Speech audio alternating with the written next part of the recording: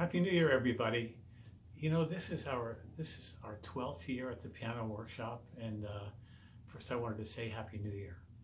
And I mean, we've really come a long way from. I mean, people used to just call me and insist on lessons with me, and now we have 14 teachers, and I'm just the old guy. It's like, who told you what the Wi-Fi password was? They said the old guy did.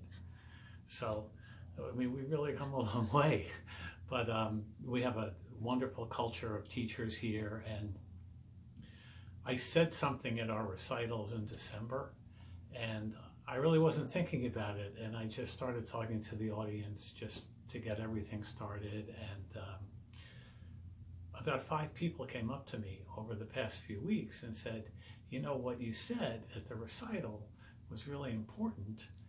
And how do we do that? And I want to talk to you about that. So I just want to talk to you a little bit about practicing, because that's what I talked about. And it's just really, really brief, and I think it's worthwhile. About a year ago, I had an adult student, and I said to her, I said, listen, you have permission. You have my permission to go sit at the piano and play. My point is that every time you go sit at the piano, it does not have to be for practice purposes. You need to see the piano, pour yourself a glass of wine. It was an adult, it wasn't a kid, I swear. Pour yourself a glass of wine and sit and play something. That's going to get you better. So there's times when you're going to go to the piano and practice, but there's times when what do you want to play the piano for? You want to enjoy playing. So you have to go sit at the piano and enjoy it. Now that translates to kids as well, because one of the things I see is that some kids are starting to associate piano with only having to practice and get it over with, and I don't think that's healthy. So I think as a parent, I just want to make that point that maybe you can be aware of that and help encourage the kids to play, and that it's okay to just go play at the piano.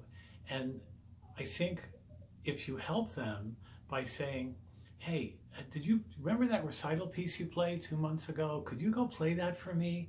Because I think every time they go sit down and they play is helpful for them. And they love to perform. But if they keep hearing practice, practice, practice, did you practice today? That's going to kind of get old, and that's not what we want. We want them to enjoy going over to the piano.